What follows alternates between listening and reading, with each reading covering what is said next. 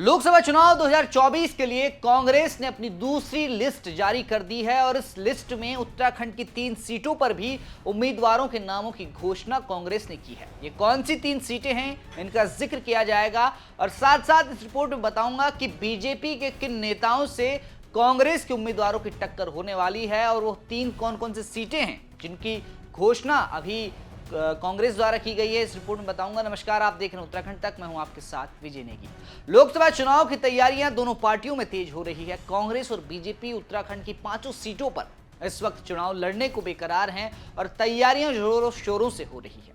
लेकिन बात की जा रही है अभी उम्मीदवारों की घोषणा जो कांग्रेस ने की है। कांग्रेस ने भी 3 उम्मीदवारों की घोषणा कर दी है, क्योंकि कुछ दिनों पहले बीजेपी ने भी पहली लिस्ट जब उम्मीदवारों की जारी की थी उसमें उत्तराखंड की 3 सीटों पर लोकसभा उम्मीदवारों का नाम था और वहीं कांग्रेस ने भी अभी 3 सीटों पर ऐलान कर दिया है। वो 3 सीटें हैं अल्मोड़ा, टिहरी और गढ़वाल।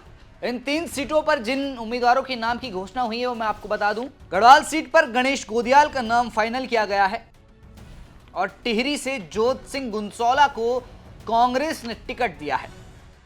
अल्मोड़ा से प्रदीप टम्टा को एक बार फिर से पार्टी ने टिकट दिया है। आला कमान ने प्रदीप टम्टा पर एक बार फिर से विश्वास जताया है। आपको बता दूं कि प्रदीप टम्टा ने 2009 में भी लोकसभा चुनाव लड़ा जहां वो जीतकर संसद गए। 2014 में भी लड़ा जहां उन्हें अजय टम्टा ने हराया। 2019 में भी अजय टम्टा ने हराया और एक बार फिर से 2024 में वो अल्मोड़ा सीट से दावेदारी कर रहे हैं और उनके विपक्ष में एक बार फिर से अजय टम्टा हैं। यानी पिछले 2 बारी से जिन्होंने प्रदीप टम्टा को हराया है वही एक बार फिर से उनके खिलाफ खड़े हैं। अब लड़ाई सिर्फ अल्मोड़ा सीट पर नहीं है, गढ़वाल, टिहरी, हरिद्वार, नैनीताल, उधम सिंह नगर, यानी कुल मिलाकर जो 5 लोकसभा सीटें उत्तराखंड में हैं उन 5 सीटों पर चुनाव होने हैं। लेकिन दोनों पार्टियों ने अभी 3-3 सीटों पर ही उम्मीदवारों की घोषणा की है। हरिद्वार सीट से आपको बता दूं हॉट सीट मानी जाती है। हरिद्वार सीट से बीजेपी और कांग्रेस में से किसी भी पार्टी ने अपने उम्मीदवार की घोषणा नहीं की है, क्योंकि लगातार मंथन जारी है, बैठकों का दौर जारी है और फाइनल करके ही इस सीट पर दावेदार की घोषणा की जाएगी। लेकिन कांग्रेस ने उधम सिंह नगर और नैनीताल सीट पर भी अभी तक किसी उम्मीदवार की घोषणा नहीं की है। वहीं बात की जाए बीजेपी की, तो बीजेपी ने गढ़वाल सीट पर और हरिद्वार सीट पर उम्मीदवारों की घोषणा नहीं की है। टिहरी से उन्होंने एक बार फिर से महारानी माला राज्य लक्ष्मी शाह को टिकट दिया है। 12 सालों से वो सांसद हैं। उसके बाद अगर बात की जाए अल्मोड़ा सीट की, तो वहां अजय टम्टा को बीजेपी से टिकट मिला है और नैनीताल सीट पर अजय भट्ट को एक बार फिर से बीजेपी आलाकमान ने टिकट दिया है। यानी लड़ाई साफ साफ है कि टिहरी से माला राज विजय लक्ष्मी के सामने जोत सिंह गुंसौला की चुनौती होने वाली है लोकसभा चुनाव में। गढ़वाल सीट में गणेश गोदियाल के सामने बीजेपी से कौन सा चेहरा होगा ये देखने वाली बात है। वहीं अल्मोड़ा सीट से टम्टा वर्सेस टम्टा एक बार फिर से देखने को मिलेगा, यानी प्रदीप टम्टा के खिलाफ जो अजय टम्टा खड़े हैं। अब देखना यह होगा कि क्या अजय टम्टा को प्रदीप टम्टा इस बार हरा पाएंगे, क्योंकि पिछले 2 लोकसभा चुनाव में अजय टम्टा ही जीतते आ रहे हैं और प्रदीप टम्टा लगातार 2 बार हार चुके हैं।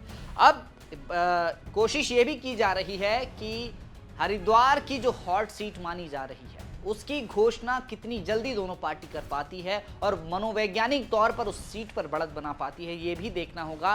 और आपको बता दूं कि पिछले 2 लोकसभा चुनाव यानी 2014 और 2019 से कांग्रेस उत्तराखंड में लोकसभा चुनाव में खाता खोलने में नाकामयाब रही है और बीजेपी ने 5 सीटों पर 2 बार कमल खिलाया है। यानी कांग्रेस के पंजे को रौंदते हुए बीजेपी कमल खिलाने में लगातार 2 बार कामयाब रही है और अब बीजेपी कार्यकर्ताओं की पूरी कोशिश है कि इस बार हैट्रिक लगाई जाए। लेकिन कांग्रेसी कार्यकर्ता और नेता लगातार बैठकें कर रहे हैं। कोशिश यही की जा रही है कि इस बार सत्ता में वापसी की जाए। आपको क्या लगता है कि कांग्रेस ने जिन 3 दावेदारों को मैदान में उतारा है, तो क्या ये इस बार कांग्रेस को वापस सत्ता में ला सकते हैं? क्या ये वापस से 2009 जैसे रिजल्ट हो सकते हैं? आपको क्या लगता है कमेंट बॉक्स में जरूर बताएं और इस बार लोकसभा चुनाव में किसकी जीत होने वाली है कमेंट बॉक्स आपके लिए खुला है, वहां अपनी राय दीजिए। फिलहाल के लिए इतना ही। आप देखते रहें उत्तराखंड तक।